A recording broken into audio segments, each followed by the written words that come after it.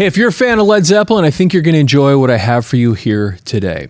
So I have a spotlight from June 2nd, 1969, a newspaper article that was a spotlight on Led Zeppelin. Now, the reason I want to talk about this today is right now in the theaters, as I record this, the Becoming Led Zeppelin has kind of gone out into broad release, and a lot of people are seeing the movie, talking about these early days.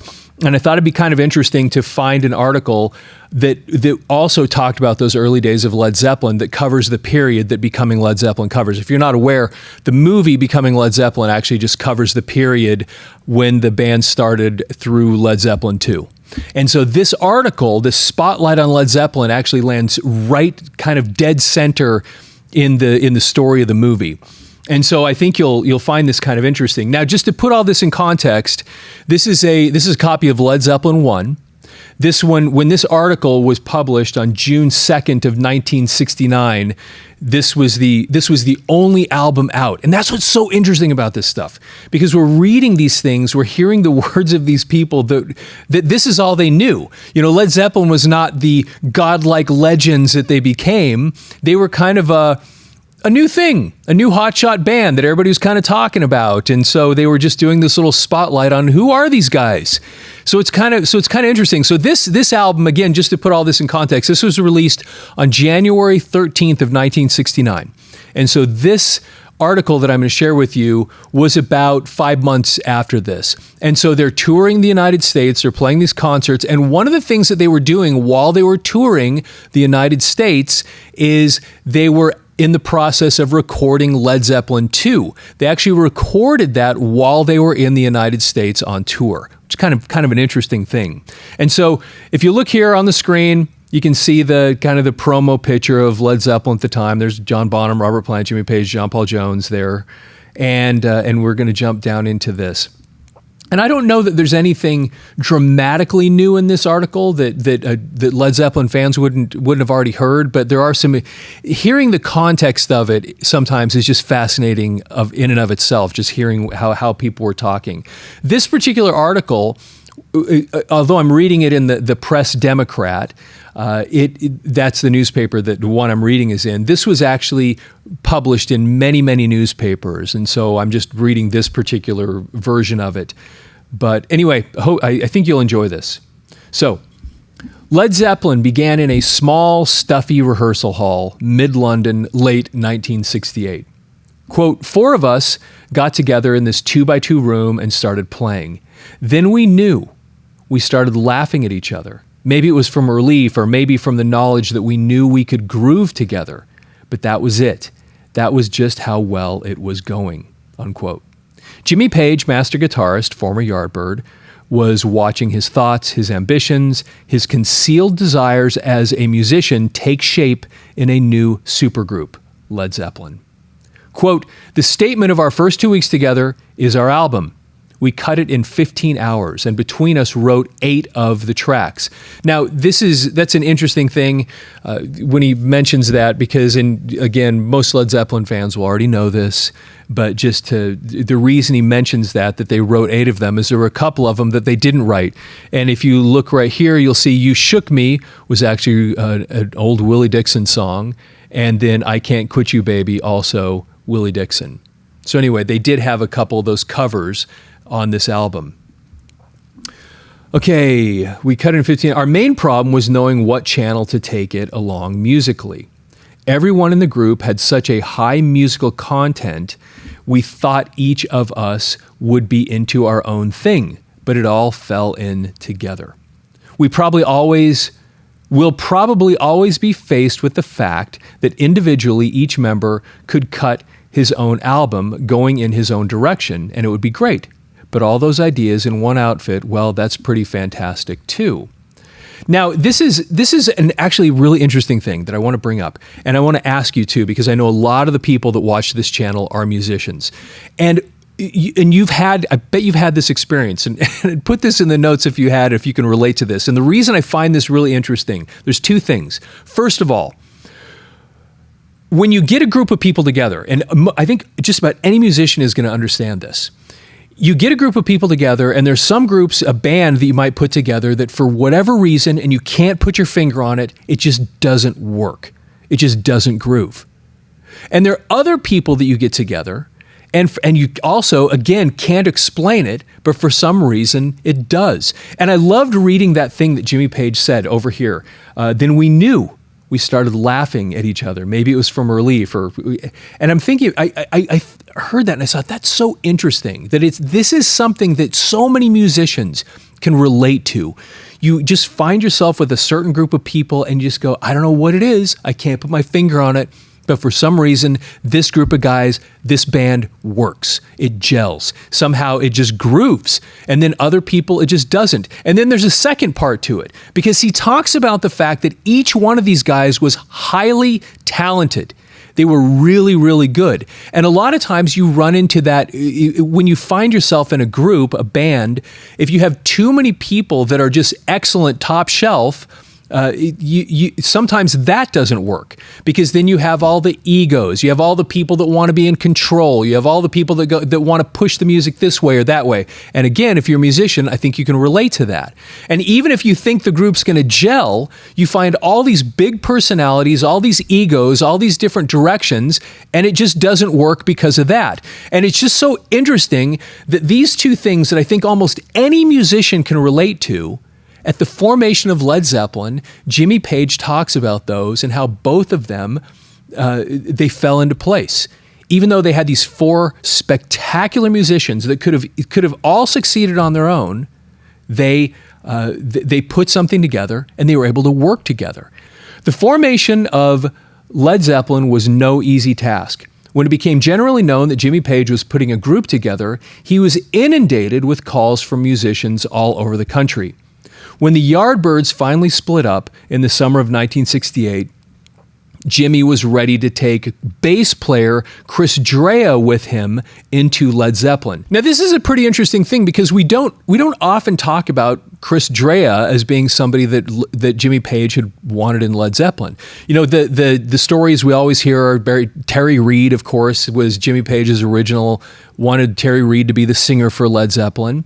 And Terry Reid had prior obligations, and so Jimmy Page didn't want to wait, so they ended up with Robert Plant. And he also wanted B.J. Wilson to be the drummer. He, of course, had recorded on the song With a Little Help from My Friends with Joe Cocker. Jimmy Page had actually played on that song, and so had B.J. Wilson. So he wanted B.J. Wilson to be the drummer for this new band that he was forming. But B.J. Wilson had prior obligations with Procol Harum, and so he turned it down, and then you ended up having somebody that Robert Plant had worked with previously, who was John Bonham, and so then he obviously then got Robert Plant and John Bonham. But we don't often talk about Chris Dreja as somebody that Jimmy Page had wanted in the band. And there's a really interesting story about this too, that I'm going to just show you something interesting in just a second if you didn't already know this.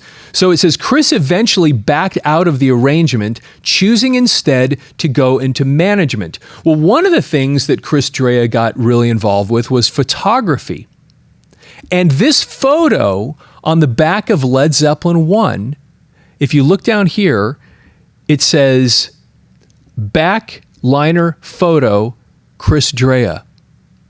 So the bassist for the Yardbirds, who Jimmy Page had talked to about potentially coming and playing in this new band, who decided to pursue other things, one of the things he pursued was photography, and that guy ended up taking the photo that ended up on the back of Led Zeppelin I. Anyway, just kind of an interesting little thing. Like I said, a lot of Led Zeppelin fans may already know that, but it is just kind of it's something for people that weren't aware.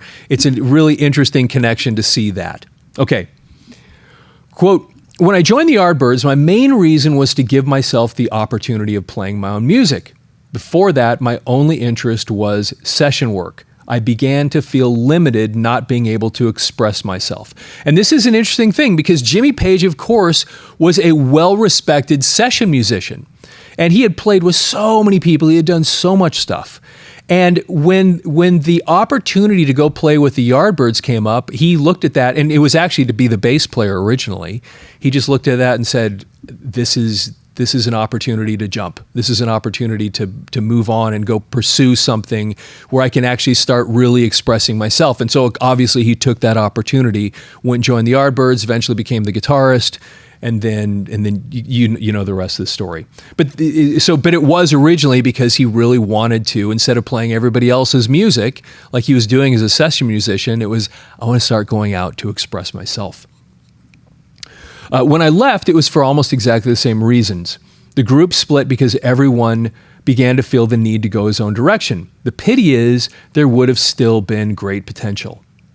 It was all down to Jimmy Page alone on a one-man campaign to make himself heard.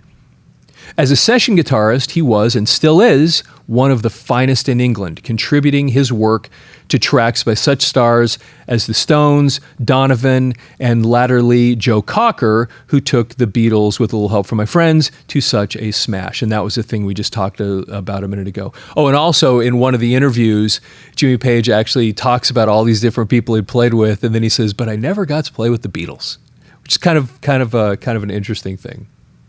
Okay. I was working on the Donovan album Hurdy-Gurdy Man when John Paul Jones, who did some of the arrangements, with John Paul Jones, who did some of the arrangements. He asked if I could use a bass guitarist in Led Zeppelin. John is an incredible arranger and musician. He didn't need me for a job, but he felt the need to express himself and figured we could do that together.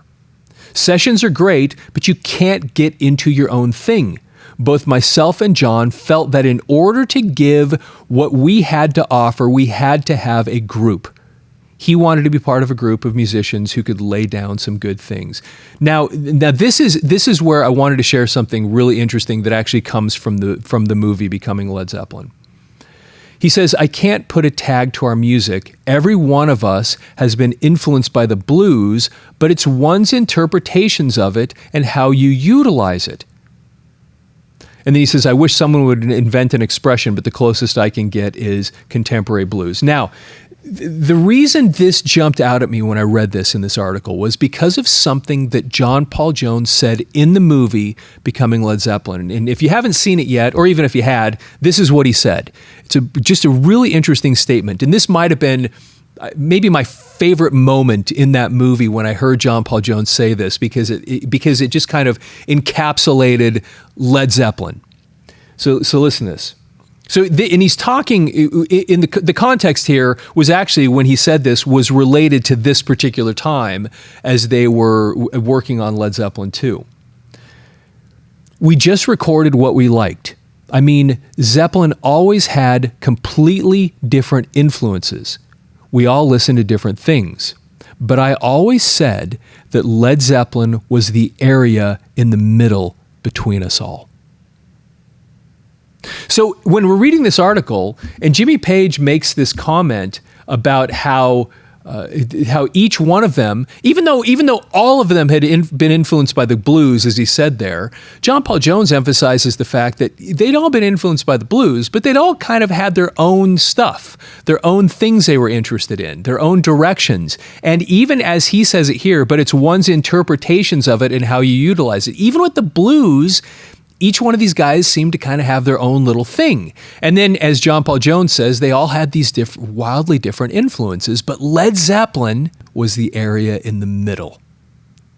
You put these four guys together that all come from their own perspective, their own direction, their own influences, their own talent, their own abilities, and Led Zeppelin was that space in the middle between them. Anyway, I just loved that. Thought that was so cool. Okay. Quote, "I want us to be raw and basic. That was the whole thing that made the Yardbirds happen. To go into your own thing is fine, but it has to be a form of experimentation that evolves from a basic sound that everyone else knows and can relate to. Perhaps that's why the blues is so big. You can recognize the roots." Unquote. It took about 2 years for Led Zeppelin to emerge. The name was conceived by Jimmy Page when he was still with the Yardbirds, and each member of the group took a shot at recording on his own. Jimmy penned Beck's Bolero for Jeff Beck. Today, it's a Beck standard. Then, it was a track on which the Who's Keith Moon played drums. Quote, "When we were kicking around group names, I suddenly remembered Led Zeppelin, which I had come up with at that time," unquote. Obviously, the reference to Keith Moon there too. That too would have been a supergroup, but every musician to his own bag. And for Jimmy Page, it's John Paul Jones, John Bonham, and Robert Plant to make Led Zeppelin an example of great music. And this is a group that won 2 standing ovations and 2 encores on their first date in London with only 6 hours of rehearsal between them. It's the greatest trip any selection of musicians can take their audience on.